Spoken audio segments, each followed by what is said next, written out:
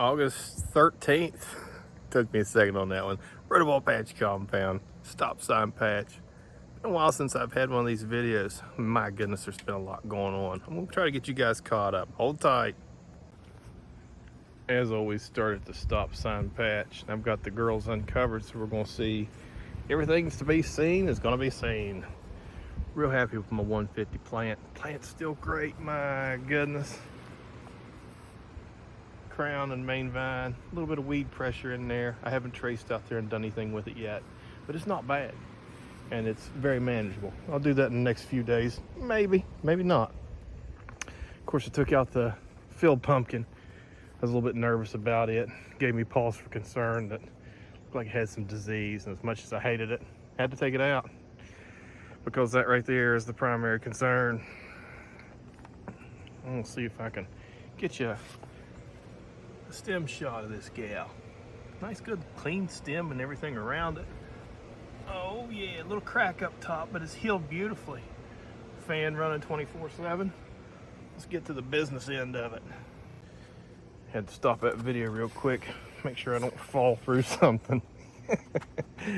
Completely filled in down here. Yay, hip hip hooray. So no more burying or terminating or doing anything goofy with the 150 plant. Fruit, she's sunk in there on the blossom end. That's okay. No splits or any of that craziness. A lot of sap beads. Look at all that sap. Wonder what sap means. She looks like a good sized pumpkin, and she's a decent sized pumpkin, guys.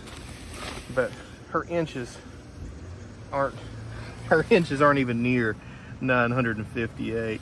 I haven't taped her in a while. Matter of fact, I think she's day 60 tomorrow. Yeah, 60. So I'll run a tape on this gal tomorrow, and I'll know how she compares to chart. My guess is, I don't know, 15 or so % heavy at this stage, maybe 17. Probably like 3. Get my hopes up. All right, let's dance to that melon if we can. Oh, there's a spot for you, Doc. Get in there.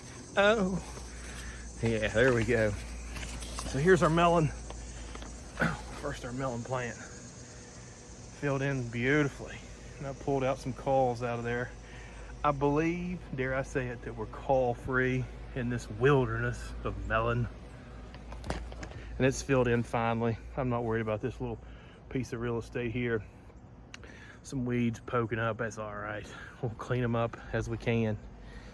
Fruit itself, 51 days today. And you really can't tell how big a melon is on a video. Can't tell a pumpkin, really, anything. And you see, okay, standard size zip tie. Yeah, zip ties all over my place, by the way. I'll set that zip tie on that fruit, then back up. So, I mean, that kind of gives you a little bit of perspective versus my hand. I want to say she's about 130, 140 pounds, something like that, day 51. We're not going to set any major records with her. But I love her shape. She's truly kind of a blocky girl, which is pretty cool. And they're pretty to look at. I have so much fun with these daggone watermelons. All right, side view here. Oh yeah, there we go. Sneak that in real quick. All right, now let's get down to the main patch. At the main patch, Rotoball patch compound. Our 1965.5, the last fruit remaining of good size. This is where the 2365 wolf was. The landing strip's been pulled up. Some weeds. They're gonna get dealt with soon enough. The main thing was just getting the plant's carcass out of here, and I did that. The fruit, 1,755 pounds, sat there on that scale. Scale's been put up for the season. And the fruit got a second run at life. It's at the West Virginia State Fair, which is not a big payout, but it's good publicity for our hobby. And the fruit gets enjoyed by folks, which is cool. It just doesn't end up in my compost. But that's enough of that sadness. And oh, why'd you lose it, Doc? Well, I had a blossom end split. Yeah, and that went into the cavity. It was good 24 hours, and then 12 hours later, there it was. It's a whole cavity. That's just the way they go. The Rotoball, the 2025.7 Rotoball, is my porch pumpkin. I'm gonna sneak over and look at that. Before we do, let's talk about this plant on the 1965 real quick. This right here is the first secondary at the fruit, and this is the main vine. The main vine went around there. I ended up terminating the gal actually and ran a couple secondaries off. So I still have 3 active growing tips, and I'm gonna let them converge here and run right up the side of that plant for the rest of the season, as long as fruit is still healthy. a lot of leaves getting staked up around here, guys. And I do it a couple ways. Sometimes I just poke a hole and run the dowel through, or I'll zip tie it. You talk about a big pain in the butt walking around doing that, but sometimes I have blowovers and I still have good leaves, and I don't want to get rid of solar panels. All right, let's sneak over there and look at that 2025.7. Oh, the tomatoes. They were a good run. I lost one right here, and somewhere in this area. Nice big girl. Blossom and rot. And starting to get spots on other tomatoes. I don't know, not a great tomato year. This girl's got too ripe too quick. I'll probably pull her off in the next day and weigh. Starting to get a little bit of collar here. Darn it. Still a good tomato. Might end up being a 4-pounder. You'll see that one on the interwebs soon enough. All right, the 2025.7 Rotoball Porch Pumpkin. A little shelter up here above it. Sheet pulled back. This is the same one Casper's is growing this season.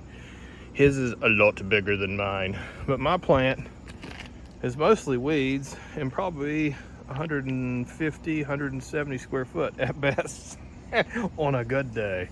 But the fruit's in real good shape, guys, for its size and how much the plant's pushing it. We've got a lot of fruit, and she's sapping, so we know what that means. Stem's small in this gal, and you'll see that on smaller fruit that don't have a big plant to push them. But I think, from what I've seen from this and what I've seen from Pete, this may end up being a key fruit in my patch next year. Pretty pleased with what it's done with what it's been given. 1965.5 Rotoball on a scale, 6 foot wide scale. Oh yeah, either side of it. We still have another 4 inches on that side. 4 inches or so on that side before the base fills up the scale. She's 1,600. Oh, get in there, Doc. 1,646 pounds. Woo! And she's depth 66. And I'm finally starting to get a little bit of cantalouping in select spots. But she's folded over herself and done all sorts of crazy things. Got crazy creases. The folds. Oh my goodness. But the most important part is our blossom is healthy. Thank goodness for healthy blossom. Because that's obviously what got 2365.5. No, there's no 0.5 on Andy's. The 2365. The 1965.5, my fruit. Man, she's pretty. Good gravy. Just color all over, that nice starburst. Beautiful look to her. You're gonna have to overlook the noise from the fans, because indeed, I've got the fans going on some parts of that mane. I'll turn them off and we'll talk about those in a second. Don't show just the good, show the trials and tribulations of growing. Stem's good. The collar looks better in person than what you're seeing on video.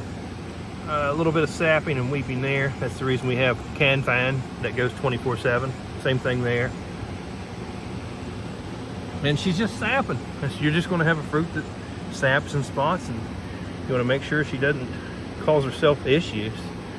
All right, let's jump in there and see what we can figure out. All right, let's climb in here. Main vine stump side of this plant. Got a well-beaten path. Like I said, I'm not afraid to walk in the same spots I walk every time I come out here. Just put a foot down where it belongs, move the next foot out. And I'll get some of these fans turned off. And there's a lot of fans. That area looks great. The fan remains because the fan's not needed elsewhere. the box fans. Let me get all these guys off or gals off. I don't know if box fans have a gender. I think they do. The gender of please help me save my fruit. I got 2 of them off. Oh, turn it off, Doc. Here we go. So, and I've got a can fan. Oh, mercy. How many fans does a person need? 9. The correct response is 9. I've got a spot underneath of here. Oh boy, she's dry and feels good. It's because this can fan right here never stops working. Now this next little bit, oh boy, look at that. Yeah, goodness, Doc, what do you got going on there? Well, it started out as a little issue right here and then grew down to an issue here. And then kind of went into that main vine, got soft. So I split it, filleted it out so it could dry. And it's clean on the inside, and it's dry, and it looks good. We ended up getting another little spot somewhere in this area. So I split it some further, and I went ahead and split it up here a little bit further, which was a good idea. We had some moisture in here. Now we're pretty dry. We're actually bone dry. And she's filleted out. She feels good and hard. There's no soft or yuckies. It's just an ugly sight. That's the best way to put it. But you know what? I just figured more main vines, more fruit production. No, this was an attempt to save this, and it worked. Frankly, it worked. Went from, let's say I had 20 pounds a day. After doing all this craziness, let's say I'm still at about 17. So this did not affect that as much as what you would think it does. And that is super, super cool.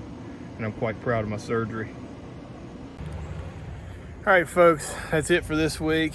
You saw the destruction and loss of the 2365. Hey, I've got a really bad problem on the 1965.5 and how I fixed it, which is cool. And you got to see Platinum over there, the 150 square foot plant, still doing work. Slow but steady. I like steady. Don't think it's going to be a world record, which is a bummer, but I do think that it's got a good shot at a top 5 fruit for that category this year, which is really the main goal, I guess. Melon's doing solid as far as my melons go, solid enough. Thanks for watching as always. I'll catch you guys at the scale. Doc out.